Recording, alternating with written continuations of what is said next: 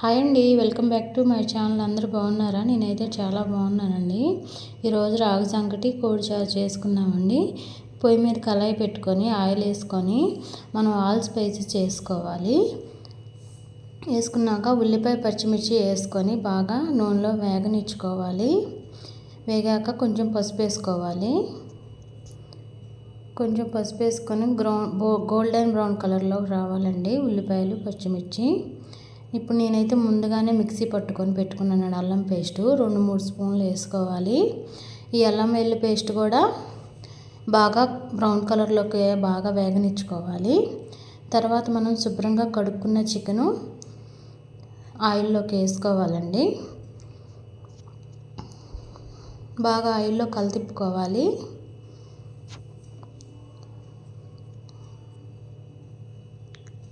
బాగా కలితిప్పుకొని ఉడకనిచ్చుకోవాలండి నీరు బయటకు వచ్చిందాక. ఇప్పుడు కొంచెం ఉప్పు వేసుకోవాలి. బాగా కలితిప్పుకొని ఉడికించుకోవాలండి. ఇలా వాటర్ బయటకు వచ్చేదాకా ఉడికించుకున్నాక దాంట్లోకి ఒక టమాటా సన్నగా కోసుకొని ముక్కలుగా వేసుకోవాలండి.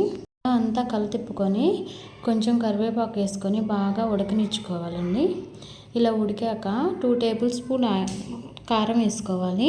మీకు సరిపడంత మీరు వేసుకోవచ్చండి కారం. మాకైతే 2 టేబుల్ స్పూన్ సరిపోయింది. మా పిల్లలు కొంచెం స్పైసీ కొద్దిగా తక్కువ తింటారండి. మీరైతే మీకు సరిపడంత మీరు 3 టేబుల్ స్పూన్స్ అయినా వేసుకోవచ్చండి మీకు రుచికి తగ్గట్టు. ఇలా బాగా కలితిప్పుకొని 5 మినిట్స్ మగ్గనిచ్చుకోవాలి. ఇలా మగ్గాక ఒక గ్లాస్ వాటర్ పోసుకోవాలండి. బాగా ముక్క మునిగే వరకు వాటర్ పోసుకోవాలండి. ఇంకొంచెం కూడా పోసుకోవచ్చండి, ఎందుకంటే రాగి ముద్ద కాబట్టి పులుసు కావాలి కాబట్టి రాగి ముద్దలోకి ఇంకొంచెం కూడా పోసానండి నేను. ఇలా బాగా పులుసు అంతా కొత్త ఉడికాక మనం ఆల్ స్పైసెస్ కలిపిన ధనియాల పొడి వేసుకోవాలండి. ఇప్పుడు రాగి ముద్ద ప్రాసెస్లోకి వెళ్ళిపోదాం. నేను 1 గంట ముందు 1 కప్పు బియ్యం తీసుకొని నానబెట్టానండి. నానబెట్టుకొని కుక్కర్లో వేసుకోవాలి. దానికి సరిపడా వాటర్ పోసుకోవాలి. ఇప్పుడు వాటర్ పోసుకున్నాక ఉప్పు వేసుకోవాలి.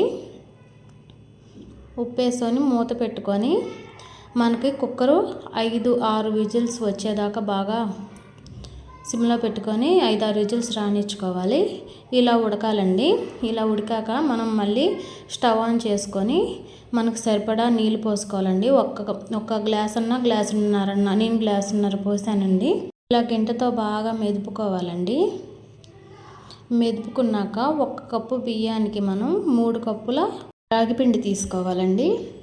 రాగిపిండి తీసుకొని ఇలా సిమ్లో పెట్టుకొని మనం కుక్కర్లోకి వేసేసుకొని పప్పు గుత్తి తీసుకొని బాగా ఇలా తిప్పుకోవాలండి. అంతా కలిసేటట్టు బాగా తిప్పుకోవాలండి. బాగా తిప్పుకున్నాక బాగా మెదుపుకోవాలండి దాన్ని. ఇప్పుడు మెదిపాక ఒక గుంత గిన్నె తీసుకొని కొంచెం నెయ్యి వేసుకోవాలండి.